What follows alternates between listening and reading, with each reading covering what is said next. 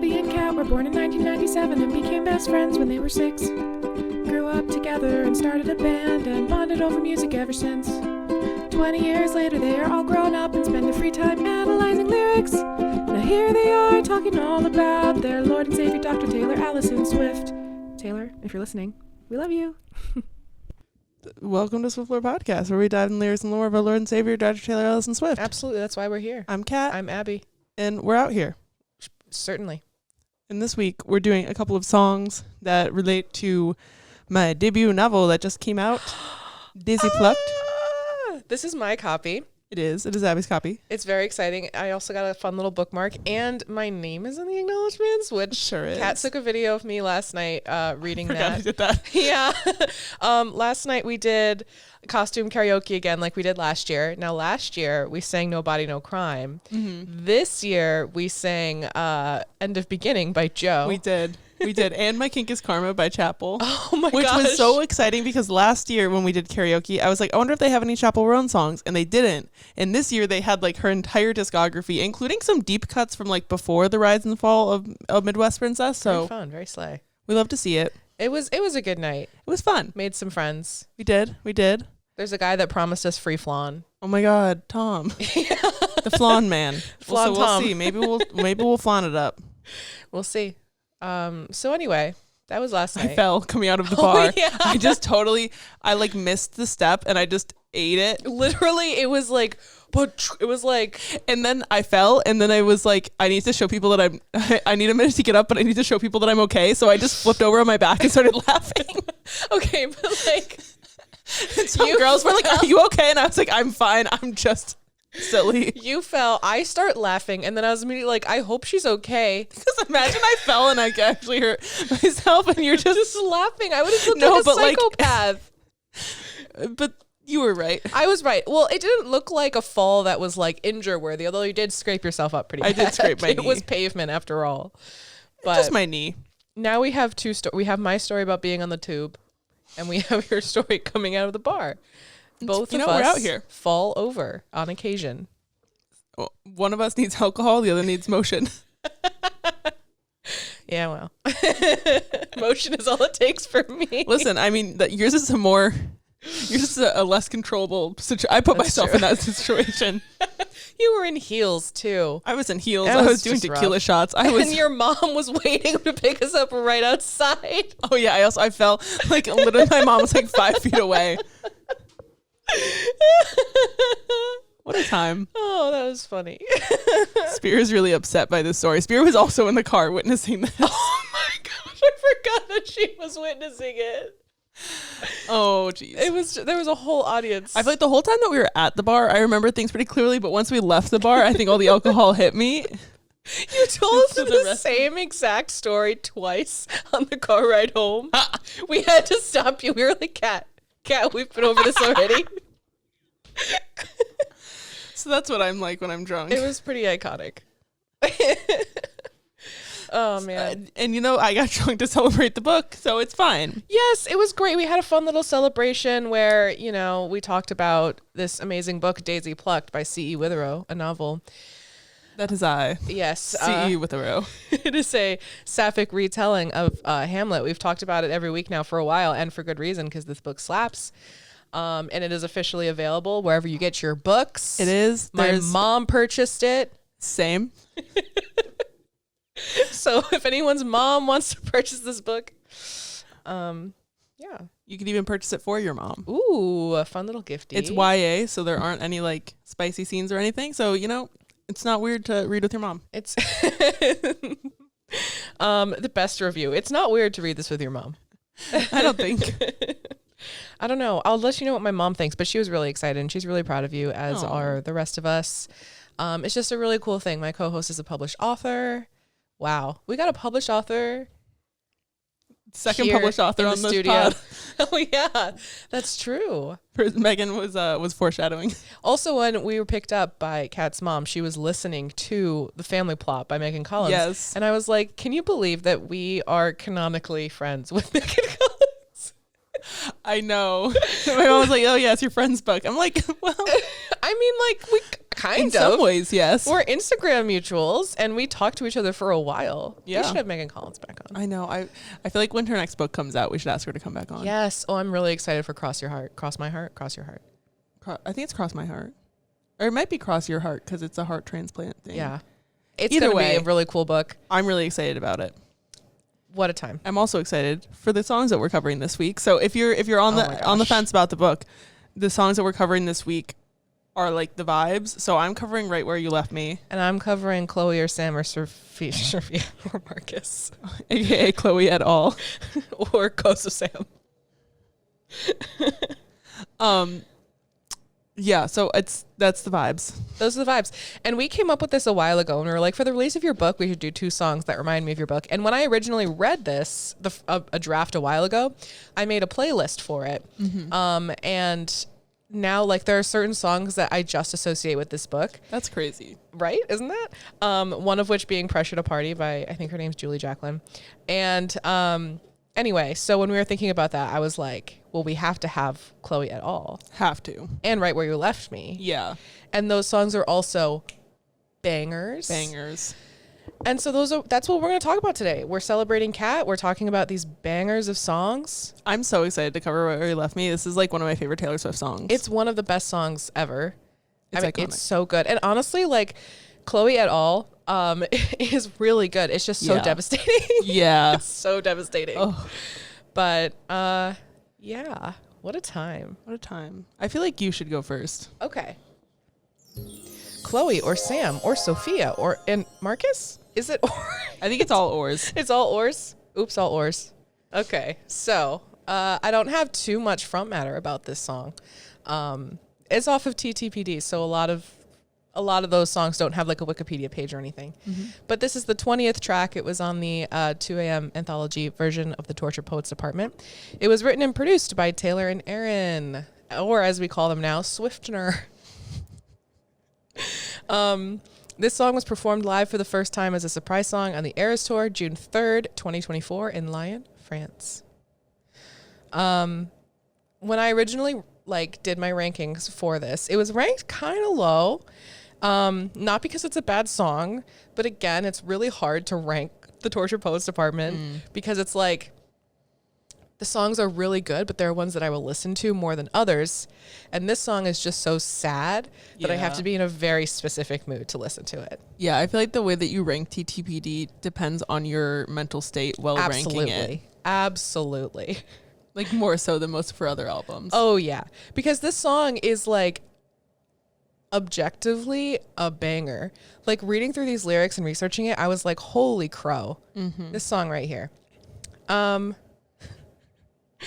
So I didn't have much more to say about it in terms of front matter. So I went on Reddit and I went on like the Reddit discussion for the song and I wrote down a few relevant comments.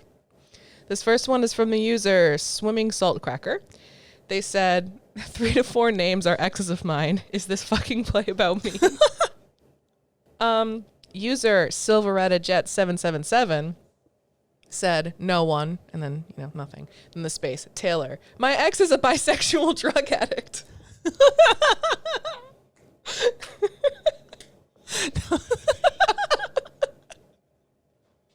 Which I adore.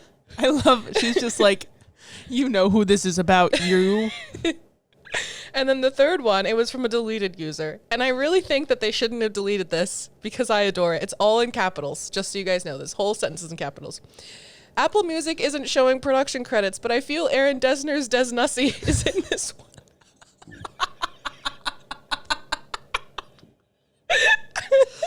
I love also that both of our songs are Swiftner songs. Yeah. So like, and that's the Des Nussy is strong. Des Nussy is strong in this episode. I just love I mean like whoever wrote that, come forward. Come forward. That's excellent. Undelete your user. All right. Now we get into the lyrics already. Can you believe it? Already. Here we go. Oh, quick little side note. While I was also looking for things to talk about for the song, someone had like run the lyrics through Google Translate 10 times and they weren't funny enough for me to copy paste them and like share them here, but it was still funny. I don't know where it was, but I just thought that the concept of them being like We ran through Google Translate 10 times. I love when people do that because it's like you translate it back and forth between like what, like I've seen it where people do like a bunch of languages, but also where they do like English and another one and they just keep like flip-flopping it. Yes. And so then you just get like the more diluted, weirder. Yes. But also this is probably only a memory that I carry from elementary school. We used to have these really random assemblies of random people that would come in. We had one person talk about yams for an hour. We had we had all kinds of stuff, right? This one group came in and they did exactly that. They put different songs and things through Google Translate, and then they did like spoken word. And the only one I remember was Little Red Riding Hood, but it was like small red driving cloak. But he would say it like that, and there would be like weird stomping going on. I totally blocked that out. I have no idea what you're talking about, and I'm certain that I was there. I mean, it's a really weird memory that I think about almost every time I think about Little Red Riding Hood. Because what was that? What the fuck was that? It was a bit of whimsy. I love that they were just like, this is what the elementary school kids need. You know what? Clearly they were right. Yeah, it's true. It's the reason why I am the way that I am.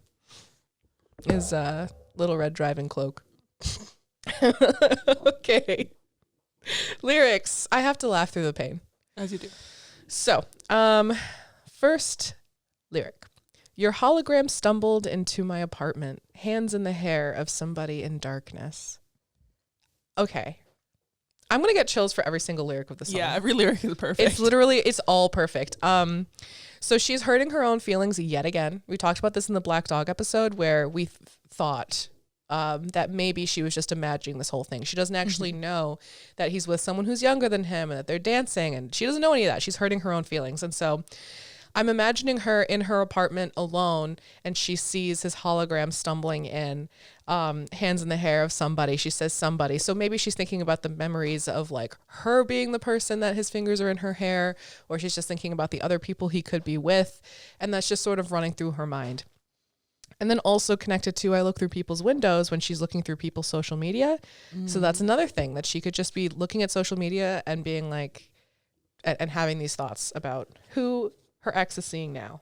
I also think it's interesting that she says hologram and not ghost, because like a lot of, like she mentions the ghost of her ex like a bunch of times throughout the album. So it's funny that or not funny, but it's interesting that this one, it's like, it's the hologram. It's not the ghost, because it's not like the ghost haunts because it's an actual thing that like they did. Whereas the hologram is something that she's making up. That's true. The hologram is artificial and the ghost is real. Oh, ouch. Just like my book. Yes, A Daisy Plucked, a novel by C.E. Witherow. At the bar last night, the way that I told everyone, Kat was so uncomfortable. Yeah. But that's how I've been, like, literally this entire week. Just been like, did you guys know? My best friend. Because Abby's doing this, and I was standing there with a bottle of fake blood and a chopstick that I was using to apply the fake blood because it had like come off, and so I was going to reapply it because I was dressed as a vampire. And so Abby's like, my friend, the published author, and I'm like, I'm holding blood. Chopstick in one hand and blood in the other. Listen, Listen, it's like a little blue chopstick with a cat on it. Like, honestly, if I think that there's no more type of person that I'd want to read the book from, you know? Like, if that's the vibe that you're bringing to the bar, then that's what I want. that's in the a bar book. I'm setting. Yeah. Named Chloe or Sam or Sophia or Marcus. Gay rights. Gay rights. Gay rights. So here we get that. I just love how there's a mix of all kinds of names for all genders. Adore. And I just watched it happen. Because what else can she do? Like, all she can do is watch it happen. She can't interject. I mean, I guess technically it's her own like fantasy of what's going on. Not that it's a fantasy, but like this is what she's imagining, and she's just watching it happen because she's not a part of it anymore. Yeah, and also it's like she's watching it happen instead of like trying to turn her brain off. She's locked in. Locked in for real. Locked into her feelings. It's just so real. She is so real for that. As the decade would play us for fools. Okay. So here's where we find out that like this has been a long process. They've known each other for a decade. And have maybe had this like potential love story for 10 years now, like a will they, won't they were friends, maybe they dated, maybe they stopped dating, speculation. And then it's saying that all this time, all this feelings invested played us for fools. And there's that concept of the fool yet again. There it is. Always fools. So I just think that's such a beautiful line that says so much. Sorry, random thing, but how was she like 33 when TTPD was being written? Probably around there, yeah. Because like a decade earlier was when she was 23 inside of Fantasy. Ooh. Oh. So just perhaps like maybe it's a coincidental connection, but well, there's a lot of references to other songs in this song. Yeah. Which I didn't think about. Wild. Taylor, you mastermind.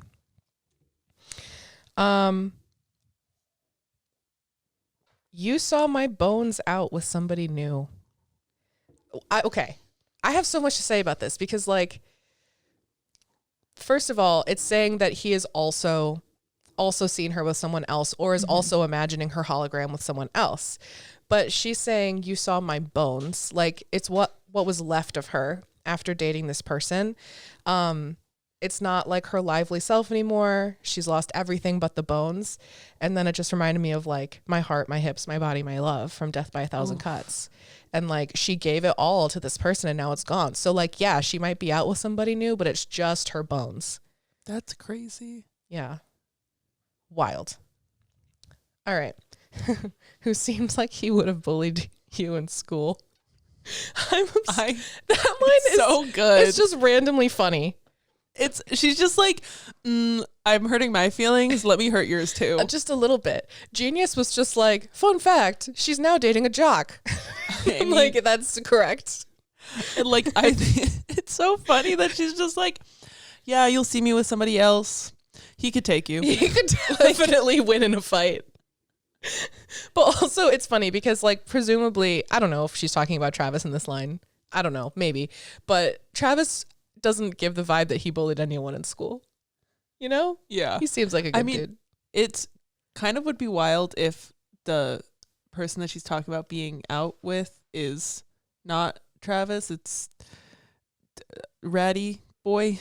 Oh. And I then thought this song was about. I think it's about him too, but it is kind of interesting to think about if she's saying this stuff about her longtime ex and is like, you know, because like Ratty is a dick, so he probably would have bullied like anybody in school. Interesting. Yeah. I think that this album is so complex because we're dealing with three really important relationships and all the feelings that go on at the same time because grief is not a linear thing. Nope. It's very much like you're grieving the relationship. Now you've got this rush from this other relationship. Now everything's fallen apart again and you're feeling the grief from both relationships. And like now you're dating someone new, but the grief is still there. The grief isn't gone. And that's the entire album. Yeah. It's amazing and hurtful. And you just watched it happen. Oof. Ugh. So we get into the chorus. If you want to break my cold, cold heart. Something about the heart being cold, it goes along with the fact that like now she's just bones. She doesn't have anything anymore to like keep it warm and keep it beating. And also the fact that when something is cold, typically like if it breaks, it shatters. Oh. Yeah. And also it's like if you're dead, then you get cold. So her heart's cold because she's dead inside. Because it's dead, yeah. But if you want to break my cold, cold heart, just say, I loved you the way that you were. Ugh. Ow. Ugh. Ow. Okay. Ow. Ow. So I couldn't even form coherent thought about this, but luckily Genius pulled through. They skipped therapy again, but we allow it because this is a banger of a note. So they wrote, him saying he loved the old her will break her heart because she is proud of her development and progress. And this could also be a reference to Taylor feeling like she has to constantly reinvent herself in order to stay relevant. And him saying, I loved you the way that you were means that he didn't need her to stay relevant. He would love her anyway. Ouch. It's all so painful. Yeah. Oof. But that line has stuck with me ever since I heard this song for the first time. Yeah. And it also like makes me think of like she outgrew this person. And so her developing and becoming what she thinks is a better version of herself also means that they can't have a relationship anymore. Yeah, yeah. If you want to tear my world apart, just say you've always wondered. Every single line I get chills. A simple phrase of you've always wondered tears her world apart because it's the unknown she'll never know, and the recognition from him that he will always wonder too would send her spiraling. It also has me thinking, I had this thought in the shower yesterday. Hold on, it has to come back to me. So there's that feeling after a breakup when you're like, what if I just done this? What if I just done that? And that's bad enough to have that feeling. But then if he is also saying, I always wondered what would have happened if you just did this. Like if that is validated by the other person as well, that just tears her whole world apart. There's always that one that got away. Mm-hmm. Also, fun little Abby mashup moment. So after just say you've always wondered, it always in my head goes to say it once again with feeling how that. Yep. Ah! I know. I have to share these thoughts because where else will they go? I have a podcast about this for a reason. Honestly, both of those worked. Yeah. We get into verse 2. You said some things that I can't unabsorb. I love the fact that she used the word absorb for this. Same. Because it's not that you said things that I can't unhear. She absorbed them. They have seeped into her being, and they are still there even afterwards, and they will always be there. It's become a part of her. Mm-hmm. She cannot unthink. It's kind of like today when I was petting Spear and Abby said that her waist looks snatched, and now I will never be able to unabsorb that. And I'm going to think about it every time. Extremely relevant example. Yep, it's exactly like that. I can't unabsorb it. Yeah, well, so that except right. Depressing is what's happening here. Abby is right. That's why I can't think stop. And that's the thing. I'm like, because to me the line also, it's like he said something that was true, but it hurt that it was true. Yeah. And so she can't unabsorb it, because if it wasn't true, then you can just be like, oh, whatever. But if it is true, even a little bit, and you were in denial before, now it's like, I cannot be in denial anymore because you just made it right. You brought it up in a way that I can't ignore anymore. Yeah. It just picturing her as this sponge just soaking up all these things. Yeah. And right now all she is bones, but they have seeped right in straight to the bone. Bones and cold heart. Mm. You turned me into an idea of sorts. Oh. Okay. So the concept, she's spoken about this in other songs before. One example I wrote down was the idea you had of me, who was she, from All Too Well. Mm-hmm. But the way that your partner can sometimes see what they want to see, or have this idea of you of what they want you to be. And then if you're not that, if you don't maintain that, then you're no longer good enough, and they don't want to be with you anymore. So you have to choose between being authentic or being this person that they thought you would be, that they want you to be, that who you were. But that's not really how people work. People grow and change. And so now she's grown past this, and he's still in love with the idea. Yeah. Ouch. And also it's the unwillingness to learn who she actually is, and instead creating this idealized caricature-ish version of her. Yeah. You needed me, but you needed drugs more. This line made me burst into tears when we first were listening. Yeah. No, this line is painful.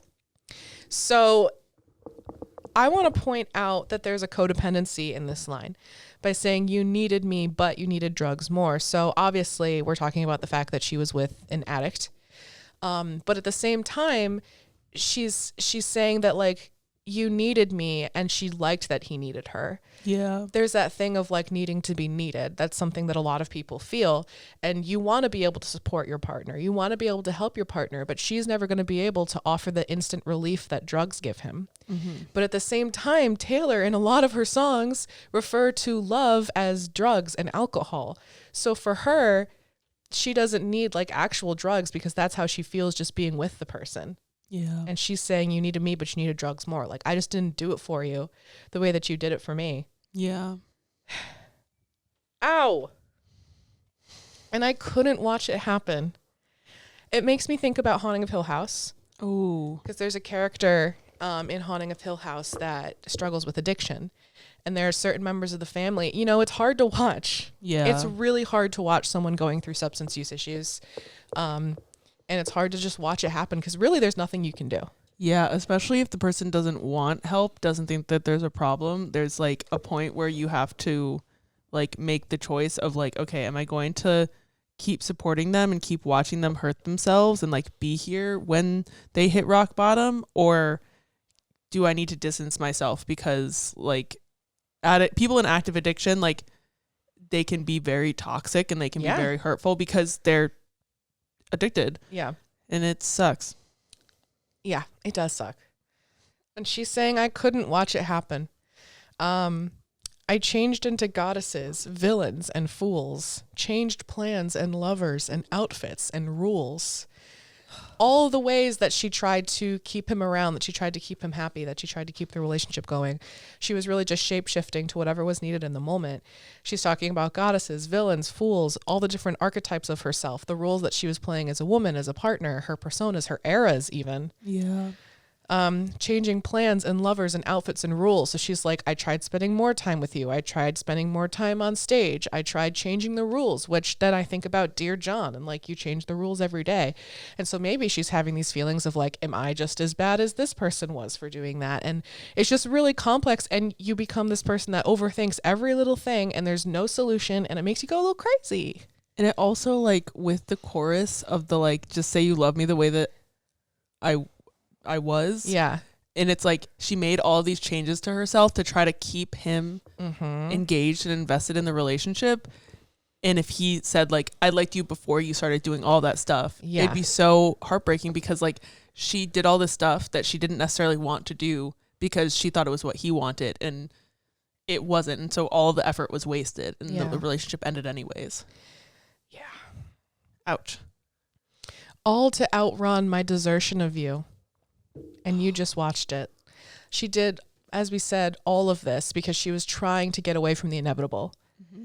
And then also it reminds me of like changed plans and outfits and rules. Like after the breakup, I can do it with a broken heart, trying to push through it, trying to outrun the desertion, trying to outrun the grief and distract herself. Yeah. And you just watched it. He didn't fight for her. He was just there. But also like, I'm thinking about her still seeing his hologram when she's doing all of this and like he's just watching it, you know, because he's always there because she's always thinking about it. Yeah. We get back to the chorus, which is the same. And then we get into the bridge. If the glint in my eye traced the depths of your sigh. I had to think about this line a lot actually because I was like, what? Like I know it's beautiful, but what? Yeah. So Genius said that this was referencing like combing over every moment of the relationship in hindsight to look for clues about like where did things go wrong. But to me, I'm thinking that like back to the you needed me, but you needed drugs more. The glint in her eye, she was sort of every time she saw him sigh, every time she saw there was a problem, there was this glint in her eye of like, I can support him. I can help him. I can fix him. No, really, I can. Exactly. Down that passage in time, back to the moment I crashed into you like so many wrecks do. She didn't fall, she crashed like so many wrecks do. So she's acknowledging that like this is a thing that happens. There's nothing to be done but watch it happen. It's happened to millions of other people who have gone through breakups. And I'm also thinking of that common phrase of it's like a car crash, I can't look away. And so she's saying I watched it happen. Yes. I love that. And also it's like so many wrecks do is like it works in the general way, but then also in the like him specifically attracts people who are wrecks that want to fix him. Ooh, yeah. Yeah, but you can't fix a person. They have to fix themselves. Yeah. Or I don't like using the word fix, but you can't heal a person. Right. You have to want to change. You have to want to improve and grow. And if you don't want to do that, then nothing anyone does is going to do that for you. So if I sell my apartment, I want to burn my house and set fire to all my clothes from the Black Dog. She just has this idea of like, just get it all away. Like in Welcome to New York, where she moves to a new place. Yeah. And you have some kids with an internet starlet. Interesting, because this kind of reminds me of your song, Yeah. Kids and Christmas. Yeah. But also, you meet a woman on the internet and take her home from the one. Oh, shit. Yeah. I'm also wearing a shirt that says, in my defense, I have none today. We haven't covered the one yet, so I haven't been able to wear it, but I'm wearing it today specifically for this reference. Love. Will that make your memory fade from this scarlet maroon? So now we know that the person that inspired this song also inspired Maroon. Yeah. The callback is wild. Yeah. That's wild. So scarlet it was maroon. Yeah. Like it never happened. Like, how am I supposed to just let this memory fade? Like, she has literal documentation of all of her songs, of how in love she was and the amazing things. And like now that's just supposed to fade and mean nothing. Yeah. Like I'm imagining her having to sing Lover on tour every day. And it's like those words don't have the same meaning to her that they once did, but they're still there. That sucks. Yeah. Very fitting. You're in front of your Lover poster. Oh, good for me. Could it be enough to just float in your orbit? God, this song is so sad. I look through people's windows. Also, would it be enough if I can never give you peace? But she's literally like, she'll just settle for floating in his orbit. She doesn't have to be the person that's like circling, like nothing. It's just, she just wants to be floating. Can I just be close to you? Yeah. It's like, can we just go back to that will they, won't they? Yeah. Like, even just don't tell me that we won't. Right. Just let me live with the uncertainty, because I mean, that's kind of like my song, like the living with the uncertainty versus facing the harsh truth. Yeah. I also wrote down Love You to the Moon and to Saturn because it's also a space thing. Space. That's how much brain cell I have left. Yeah, it's just space nodding in my head. Can we watch our phantoms like watching wild horses? So the thing about wild horses is the fact that they're free and they're happy and they're running. Can we watch our phantoms? Like now that's a thing of the past. And I don't know, like the term phantom in itself gives like, I don't know, spooky, like haunted. It does give spooky. And so we're watching this thing that's sort of shrouded in darkness that doesn't necessarily exist anymore, that's in the past, and watch that and idolize that as if it's this thing that it once felt like it was. Mm-hmm. Also in Ready For It, there's the lyric, but if he's a ghost, then I can be a phantom. So. And Lommel. Yes. Phantoms on the Terrace. Are they secondhand embarrassed? Gotta catch them all because he's Taylor Phantom. Taylor Phantom. Going ghost. Someone was dressed as Sam from Danny Phantom last night. That's true. Very fun. Cooler in theory, but not if you force it to be.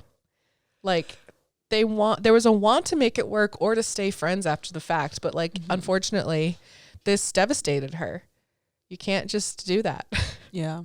It just didn't happen. So we get to this final chorus. Oh my God. I'm going to try not to get emotional, but it's so emotional for me. The final chorus, she says, if you want to break my cold, cold heart, say you loved me. She doesn't say the rest of the lyric because to break her heart would just to say that you loved her past tense. That's it. And like the way that she sings this, and then just like the fact it stops and like the second part of the line isn't there this time, it like is so heartbreaking because she sets you up to expect the rest of the line, and then it's like, no, you can break my heart so much easier. Like it's so easy for you to hurt me because I gave so much of myself to you. Yep. Ouch. Awful. Because I remember after like my first big breakup, literally feeling like I will always love this person. I will always love this person forever and ever and ever. And now years later, I loved them. Past tense, you know, it's just so weird. Such a weird feeling. And then there's a little outro because I wonder, will I always wonder?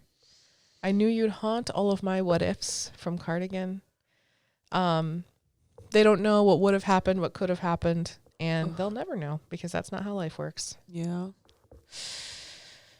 Discussion question. Why do you think she titled this song Chloe or Sam or Sophia or Marcus? I think that the whole song is like coming from that spark of a moment where she's like imagining him with somebody else, and like every time that she imagines him, this is the spiral that she goes on. So I think that it's like she can have the spiral as many times as she wants. It could be about Chloe, it could be about Sam, Sophia, Mark. It doesn't matter who she's imagining with her ex. It's like the same spiral goes every time. Yeah. I don't know what I would have called the song instead. I've thought about that though. Yeah, I don't know if I have no idea. I think it could just be loved. Yeah. I think that would be devastating. Because like to be loved is one thing, but then it's you loved me. Yeah. Oh, that would have actually been good, because then like also like lover versus loved. Oh no. If you want to break my cold heart, just say loved. Just say loved. It just gets shorter and shorter. My heart is easily broken these days. I'm very sensitive. Oh man. Well, that was Koso-san. Koso-san. Chloe et al. I like that people have shortened this to Chloe et al. I think it's really fun. And it's a fun little academia moment. It is. Yep. All right. Time for All right, where you left me. I've been waiting for this one. Turn it up. Truly, though, I have been waiting for this one. This is before we went to see the Eras tour, I was manifesting that this would be our surprise song so hard. It did not work. It's true. But I sure did try. Yeah, we were really trying for it. Yeah, we were ready for it. She wasn't. No. So this is track 16 on Evermore. It is one of the 2 bonus tracks that came out on the CDs, and then they weren't on streaming until January of 2021. The album came out in November of 2020. I didn't write down dates because why would I do that? But yeah, so the song, it was released on CD. I remember getting the CD and listening to it and like having to listen to the bonus track that way for the first time. Yeah. Banger.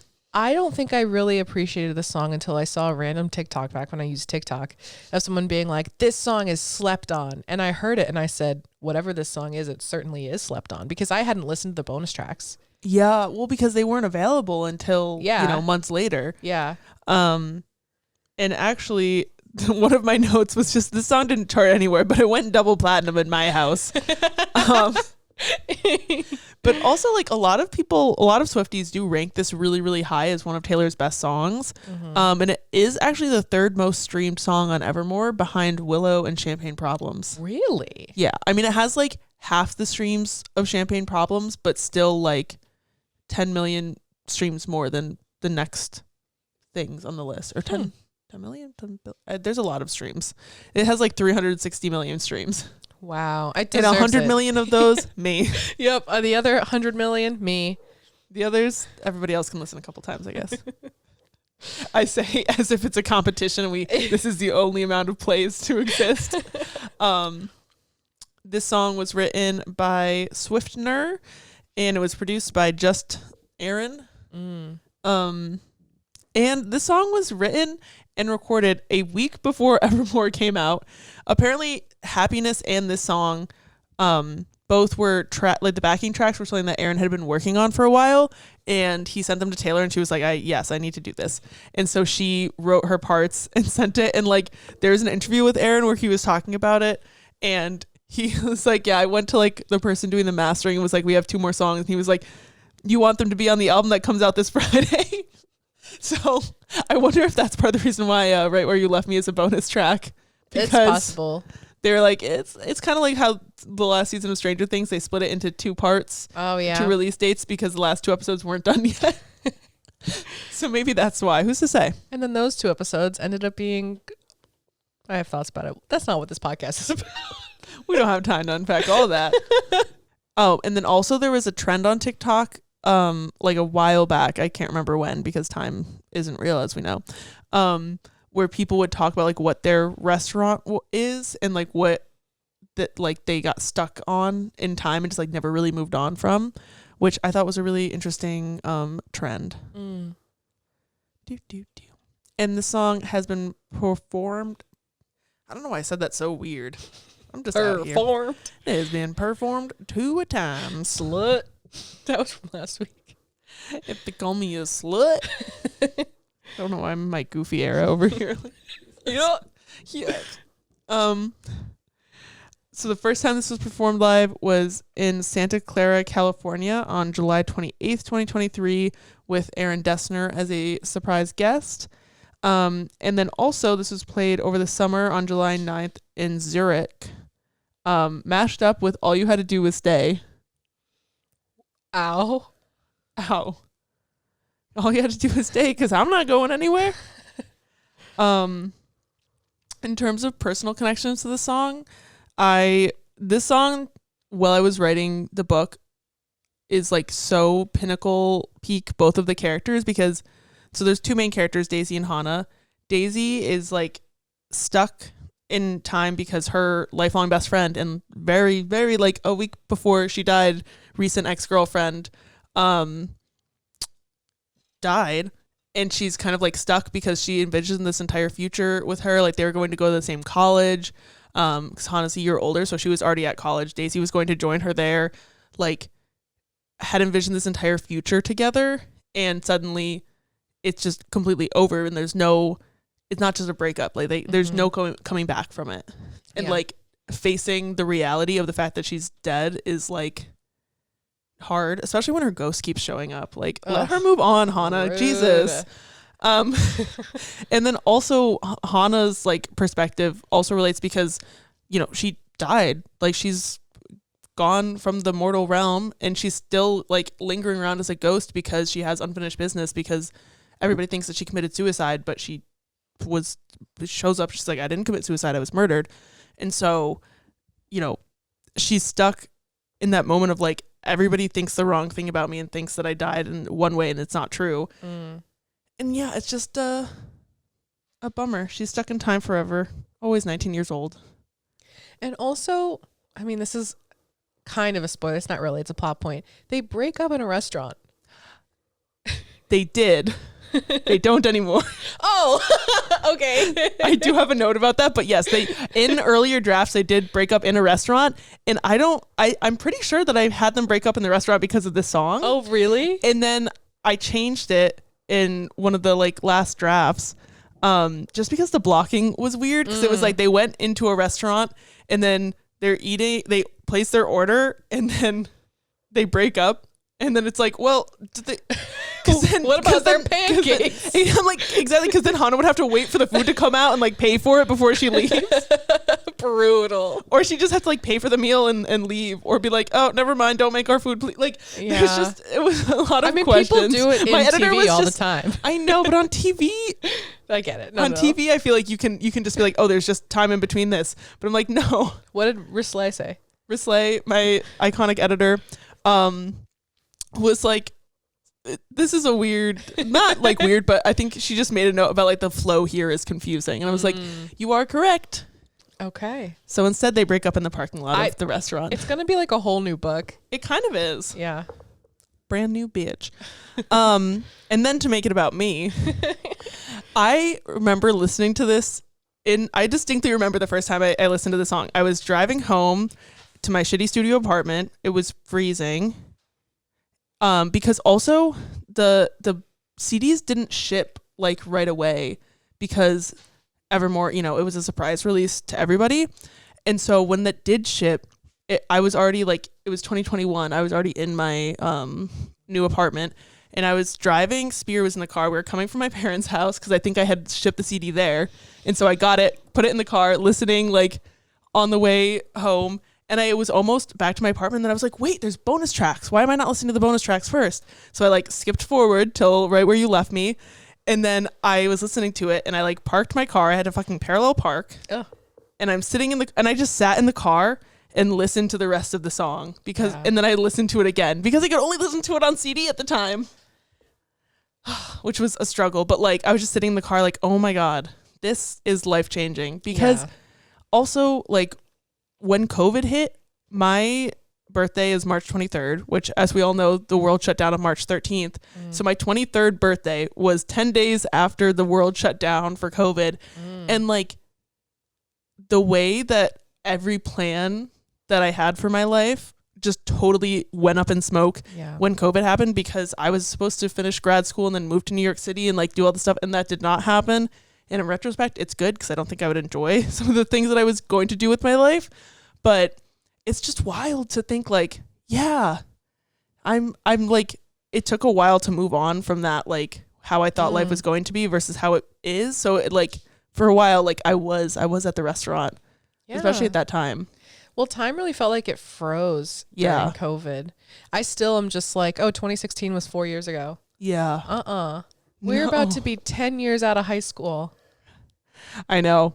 That's crazy. That is crazy. Friends break up, friends get married, strangers get born, and strangers get buried. Like, this idea of when you're grieving something, like the world around you keeps going and you know that it's like unaffected by the thing that has so deeply impacted you. But like, yeah, so it's one of the weirdest things about grief is how isolating it can feel, because nobody else is impacted by it in the same way that you are. And you're just like in this mourning state, and you're like, the entire world is still going and I'm stuck in this place because I have to process this thing. Yeah. And nobody else is dealing with like processing this right now, but I am, and I'm stuck and I'm watching everything move on without me. Yeah, time just keeps on going. And I love in those lines how she first talks about friends breaking up and getting married, and then strangers getting bored and getting buried. Like people she doesn't even know are living entire lives. Yeah. Completely unaffected by her and unknown by her. Yeah. Just wild. Trends change, rumors fly through new skies, but I'm right where you left me. Because no matter how much the world changes, she's still the same person she was, because she can't change, she can't move on. Yeah. Matches burn after the other. This line is deceptively simple and actually very extremely iconic, because tell me more. The image, first of all, of like having a like book of matches and just lighting each match and letting it burn out and then striking another one and just having it burn out. But then also a match is something like you strike a match and then you light a candle, or like you start your fire, whatever. Like a match is not supposed to be the end point. It's supposed to be like a bridge to do something. So the fact that she's just striking matches and then letting them burn out and then striking it, like it's not catching on. Like nothing, she's supposed to be doing something next. She's supposed to be moving on, but she's stuck. I struck a match and blew your mind. Exactly. Like she's supposed to, there's supposed to be something next. Yeah. But like she just struck a match. No minds were blown. And also this song. You're right that this lyric is deceptively like complex, because there's so many ways to read it. You can also thinking about just like burning one match after the other, almost like a he loves me not. A situation of like plucking petals, but it's just watching it burn. I didn't even think of that. I love that. Because the other one that I was thinking is like when you're holding like a torch for somebody is like a phrase where you're holding out hope for someone. So it's like, oh my goodness, right? Like there's so many, and that's the thing, like I started doing the note for this and I was like, wait, this line is actually so incredibly dense and good. Yeah. And it's just like a throwaway line. Yeah. Crazy. Pages turn and stick to each other. This really to me feels like that feeling when you're in a state of like grief and mourning, like relationship, person, whatever it is.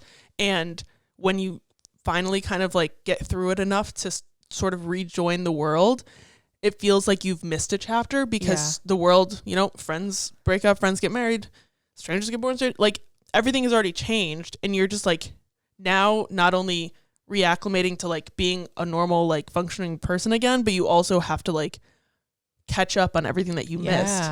So it's like an extra roadblock that she is choosing not to approach, and instead she's like, you know what, y'all go on without me, I'm just gonna stay right make here. myself comfortable. Wages earned and lessons learned, but I'm right where you left me.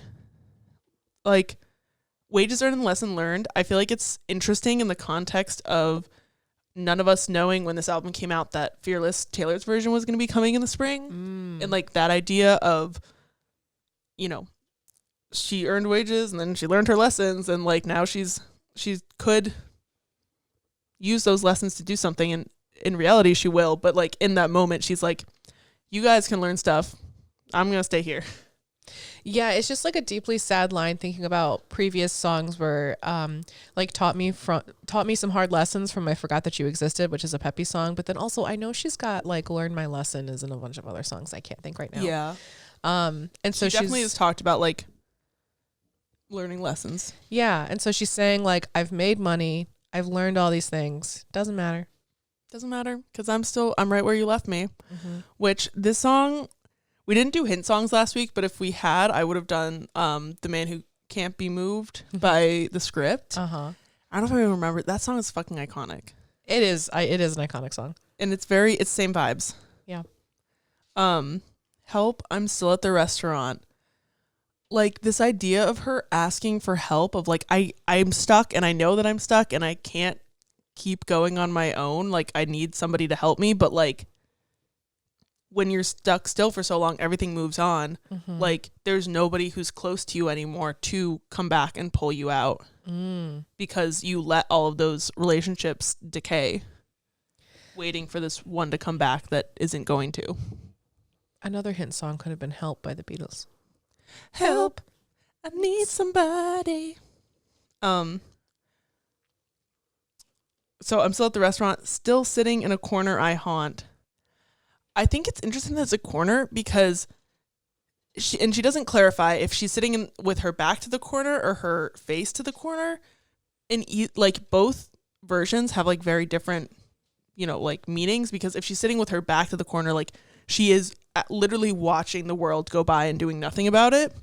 But like she knows what's happening. Whereas if she's sitting facing the corner, go stand in the corner and think about what you did. But then also like she's just fully ignoring everything else going on in the world because the wall, probably not going to change. Yeah.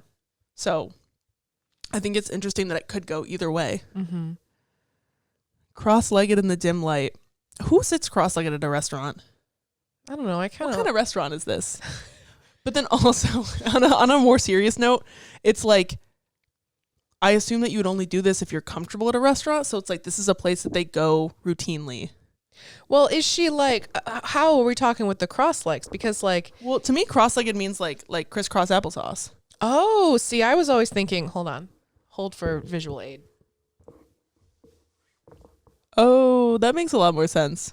I have been thinking that she was just crisscross applesauce at a fine dining establishment since this song came out. Okay. I feel like you're right.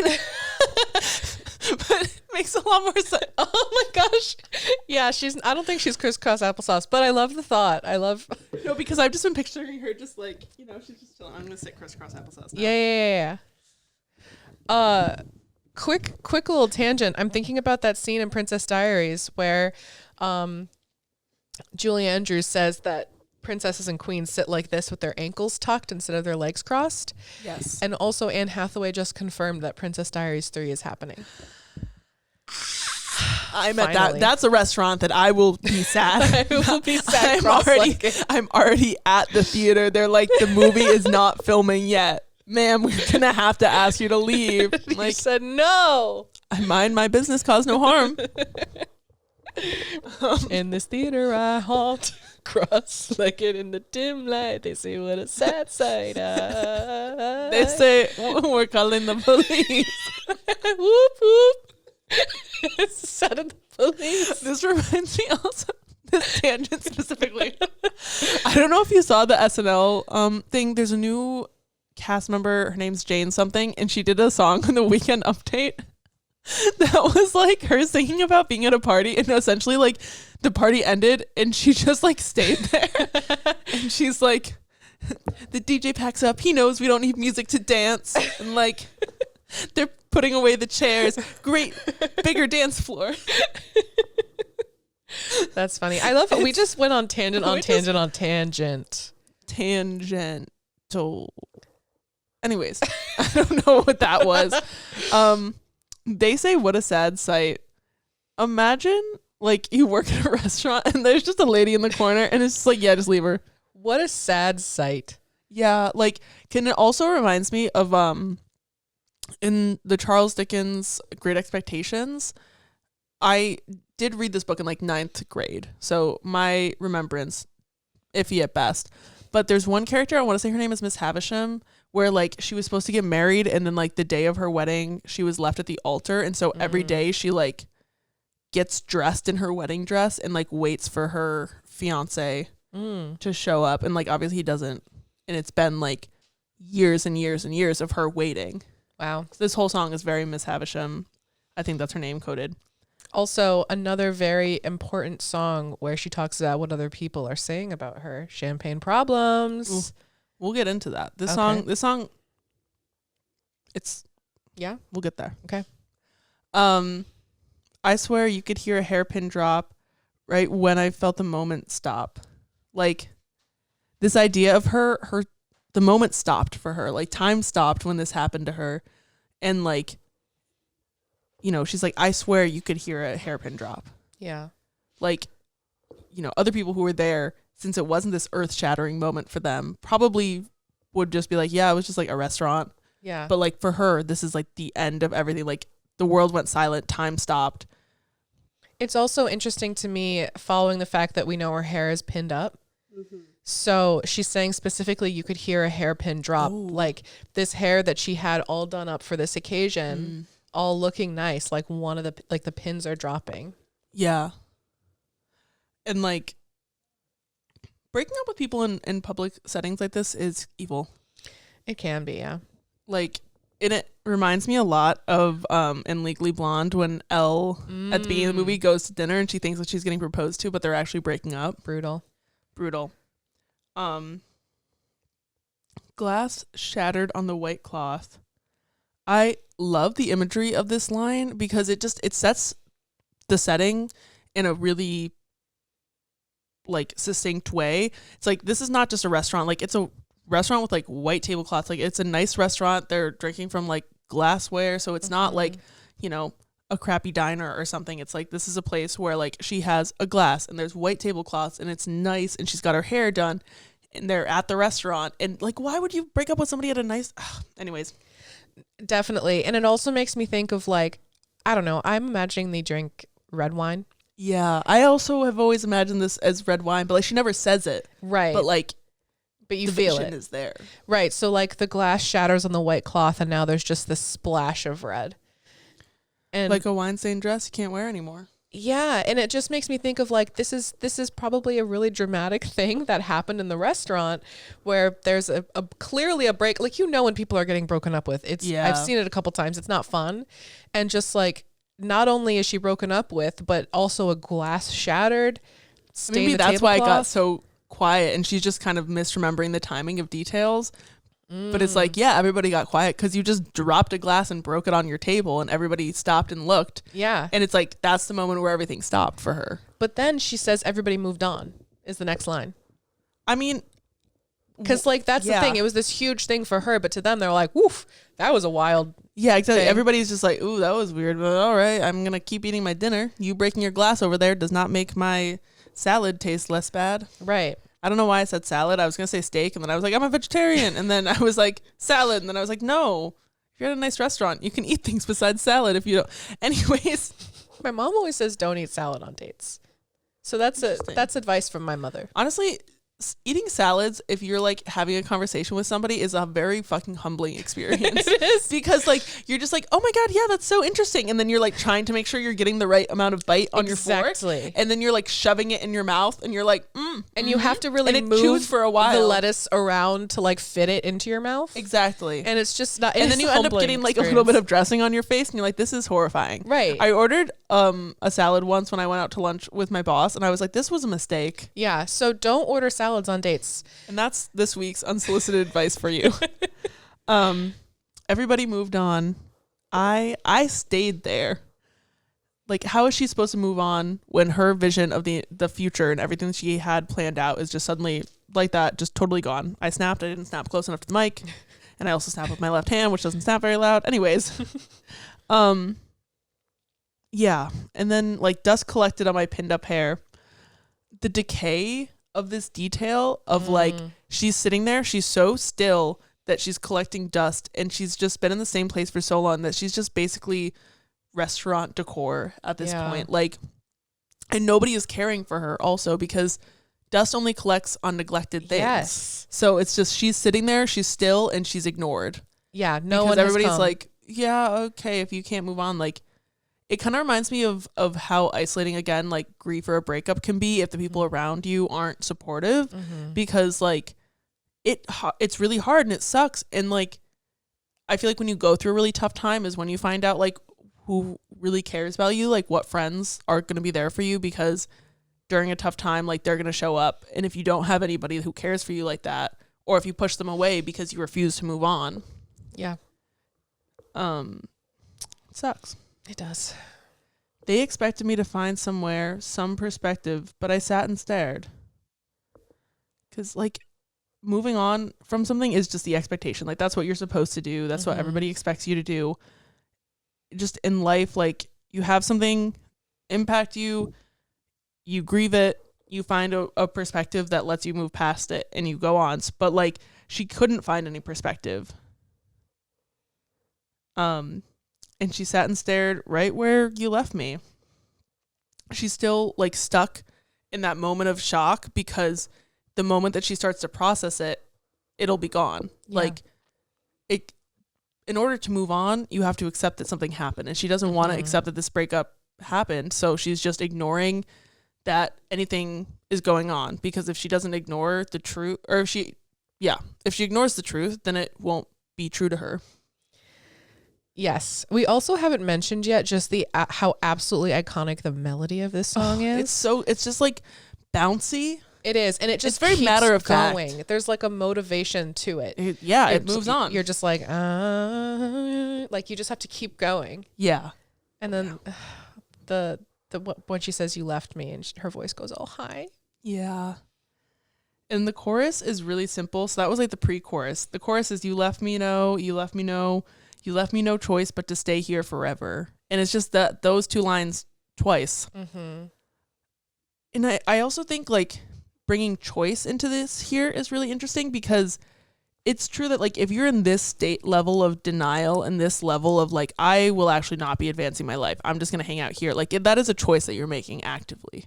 Like you're not passively like, oh, I'm just going to sit here, because it's harder to ignore the truth.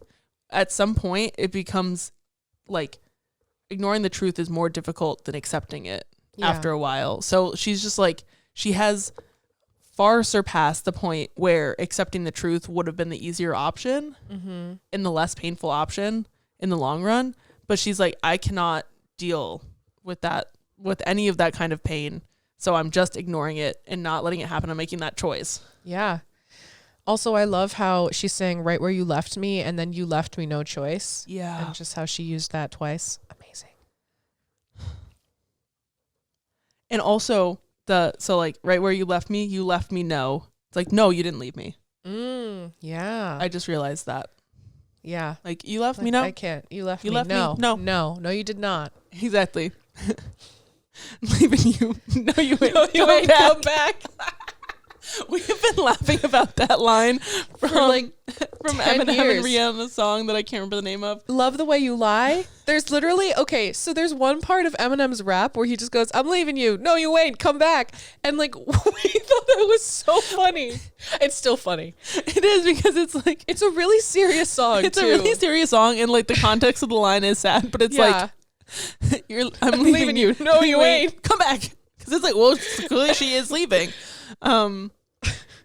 And now the bridge. Oh no. Both of us taking a deep breath. Amazing.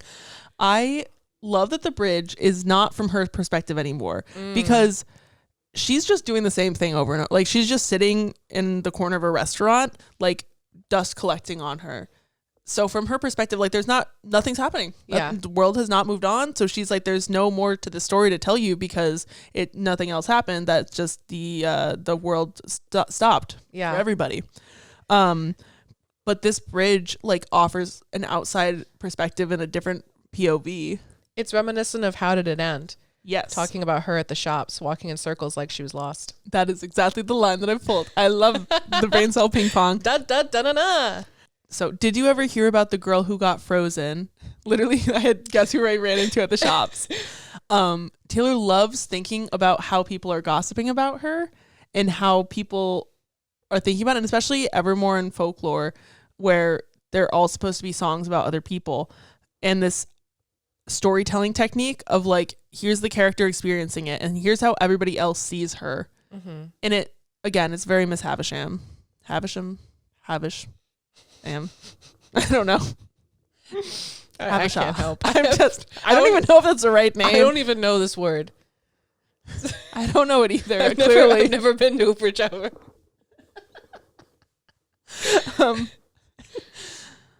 But yeah, so because like people are talking about her behind her back constantly. She's Taylor Swift. Mm-hmm. Technically, in some ways, we are right now. Yeah, well, but like in some ways, no, because Taylor Swift's in the room. We are talking behind her back, technically, but not derogatory. Anyways, no. Time went on for everybody else. She won't know it. Again, like she's choosing to not know. She's choosing to just ignore the world going by her. Yeah. She's sitting in the corner. She's not thinking about what she did. She's still 23 inside her fantasy, how it was supposed to be. Like, who among us does not randomly get hit with waves of just like, my life could have been so different if blah, blah, blah. Mm-hmm. And like how realistic that is. And that like fantasy of, if I made this other choice, then all these things never would have happened, and this wouldn't have gone wrong, and that wouldn't have gone wrong. And it's like, well, things would have probably gone wrong just in a different way. Yeah. But like, because you didn't make that choice, you can always have the fantasy of what if. Yeah, it's kind of like, I just read The Midnight Library, which is like a huge book that a lot of people read, and I read it and I have feelings about it. Yeah. I've heard mixed things about it. Yeah, honestly, I really liked the premise, and I don't know if the execution was all there for me personally. That's what I've heard from multiple people. Yeah, but it's very similar where you think about the what if situations and you're able to live out all the other lives you could have had. Did you hear about the girl who lives in delusion? Stop talking about me, Taylor. Is this song about us? Like, that's the entire note. With the talking behind our back, actually. You know what? She did it first. You started it. Breakups happen every day. You don't have to lose it. The dismissal of the extreme emotional heartbreak of breakups is so common because, like, at a certain point, everybody just expects you to be over something. Right. And, like, the fact that you're not moving on can be tiring. You know, it's not what I was gonna say, but I'm rolling with the punches of the big yawn. And like, also, I feel like if somebody's really stuck on something, that can be a time when like other relationships in your life kind of break down, because it's like, then it's every time that you hang out, it's like, let's rehash the specifics of my breakup again, which, you know what, sometimes you gotta do it. Sometimes you gotta reheat the tea and talk about it again. I do it a lot. Let's see. She's still 23 inside her fantasy, and you're sitting in front of me. Bam. We're back in Taylor's point of view. So she did this kind of out of body experience, what other people are viewing her as, and then we're back. Yeah. Oh, it's and so what's good. also really interesting about the timing in this song is the first verse and the first pre-chorus and chorus are past tense of like, this is what happened. Like, this is the moment leading up to when time stopped, and like how I've been viewing that since then. And now we're going back to like the scene of the crime. Like, we're there night of. So it goes like future and then backwards to like how the gossip is happening around her, and then back to the moment that it happened. So you're sitting in front of me at the restaurant when I was still the one you want. Ouch. Ouch. But also, the thing is, she wasn't still the one that he wanted because he was about to break up with her. But this is the last moment where she thought that she was the one he wanted. Yeah. Cross-legged in the dim light. My note is irrelevant because I thought once again that she was eating Crisco's applesauce, and I was like, well, clearly she's really comfortable at this restaurant. She comes here a lot. my perspective relied a lot on her sitting in a weird way in this restaurant. Kate writes. I was like, what? She just crossed her legs? Don't even note that. That's so funny. I just thought that for genuinely 4 years. Oh my gosh. Everything was just right. Again, with like the Legally Blonde of it all. And like everything was perfect. Like she thought she was the one he wanted, and like they're in love and they're at dinner at this nice place. It's got white tablecloths and they're drinking their red wine, we think, and like they're having this good time. But then I could feel the mascara run. Like he starts talking and she doesn't even like know that she's crying. She just realizes it because her mascara, like she can feel it rolling down her cheeks. And like that idea, also the visceral like feeling of your mascara running and like knowing that you look like a mess, but you're just like, I'm not going to try to wipe it. Not going to try to stop crying. It's just, I can't control it. Like it's happening. 2 thoughts, one serious, one silly. First thought is I'm really like that you brought up the tenses, because this feels like she's finally addressing what happened. Yeah. Because she was in the moment where I'm right where you left me, and now she's saying what happened. Like this is what happened, and she's finally addressing it, whereas before she just wasn't letting herself think about it. And then also, and that perspective is also painful because like she finally addressed it and she thought about it, and then she went, and I'm still not going to actually move on from it though. I'm still going to stay right where you left me. Yeah. My second thought, to lighten the mood up, she could feel her mascara run. I'm thinking about that Jenna Marbles video where she did figure out what the best mascara to cry in is.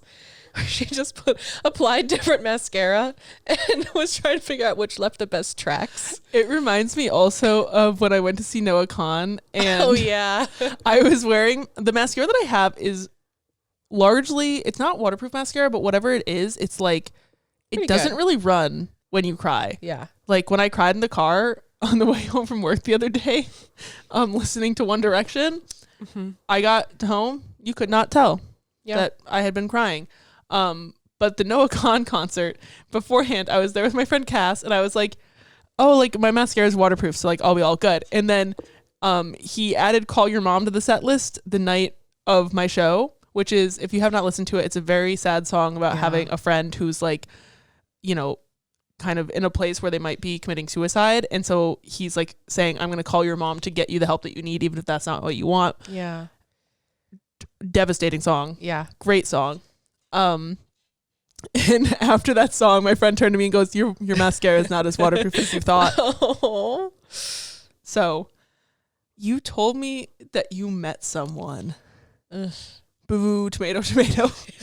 Truly. I can't think too hard on that line because it's just so painful. The idea of like, but now also she's like saying like what the breakup actually was. It isn't just like, I'm leaving you. It's like, I'm leaving you for somebody else. Yeah. Ugh. Why would you do that at a nice, anyways. I don't know. And then the next set of lines are the same as the last pre-chorus up until, dust collected on my pinned up hair, and then I'm sure you got a wife out there, kids and Christmas, but I'm unaware. Kids and Christmas, man. I think about that all the time. Like she's choosing not to know where he is in life, and she's just hurting herself by imagining that he has this wonderfully happy life. It's like I look in people's windows where like she can't even accept that things are over, so she can't check in on him because checking in on him would be acknowledging the fact that they are not together. Like, I watch your life in pictures like I used to watch you sleep. Like, she's like, I don't have to go through any of the pain of watching you move on if I just sit here and I ignore the fact that any of this has happened, and I can make up scenarios that hurt my feelings, but I can also have that level of like, well, it might not be true though. You could also be miserable and be missing me. And she lets herself live in that limbo state instead of confirming it and getting her heart broken more. I cause no harm, mind my business. The only person that she's hurting is herself. If our love died young, I can't bear witness. One of the best lyrics ever written. Like, what? like this line, it's just this idea that she just cannot stand acknowledging the breakup and acknowledging that he is probably out there moving on and she's still stuck in the moment. Like, she's just believing that their love isn't over. It's not dead. Yeah. And if she never accepts that it's over, then it isn't. It's like the Schrodinger's, breakup. Yeah. If I don't ever process the breakup, then it never happened. Yeah. And it's been so long, but if you ever think you got it wrong, I'm right where you left me.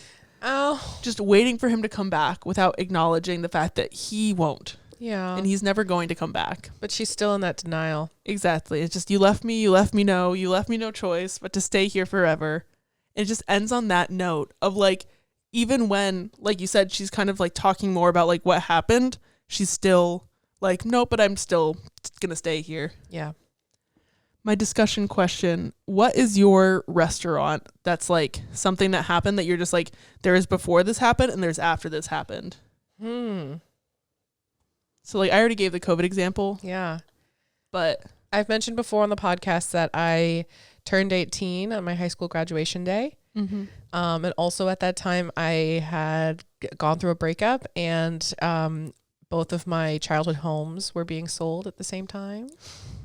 And so I feel like that was a before and after for me. Cause like I became an adult. I lost my childhood homes and, they got new homes. It's just that like, I grew up in these places and my life was changing. I was going to college. It was just wild. Yeah. I feel like COVID is like my biggest That too. example of just like, there's the life that I thought I was going to have before COVID happened. And then there's the life that I actually have now. Yeah. And it's wild to think about. So Definitely. that's all I got. Hint songs? Hint songs. My hint song is Friendly Neighborhood Poltergeist by Rory Webley. My hint song is E.T. by Katy Perry. Motherfucker. We're listening to the whole fucking song. We're listening to the whole fucking All song. right, fine. But I'm saying that... We'll listen to it afterwards, but we're listening to the whole thing. The camera's dying. Okay, but basically, we want to say thank you so much to our Swiftest tier patrons, Bethany, September, M, Ashley, Liam.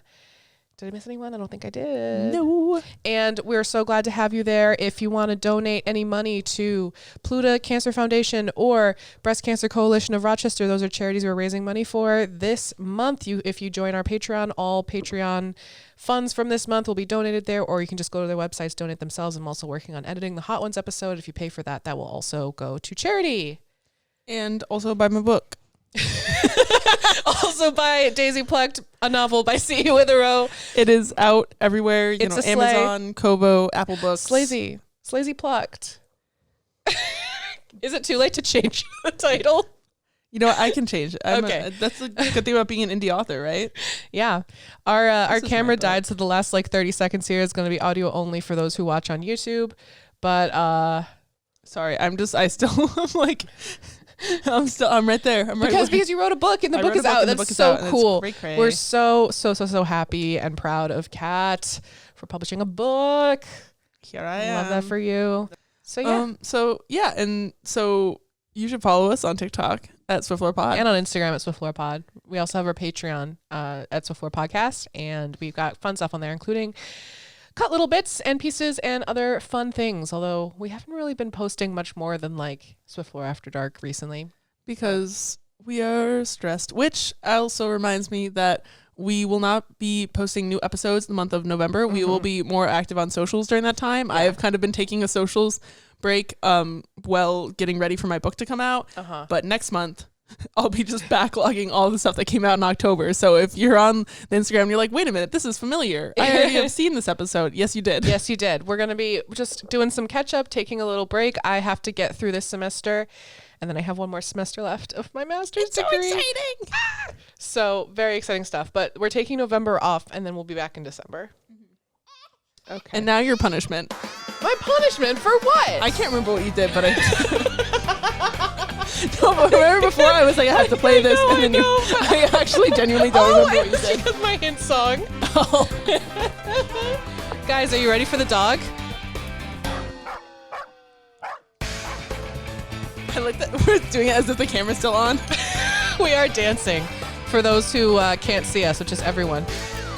But I hope that you guys enjoy this song as much as we do. It just keeps going, man. It is a groove though.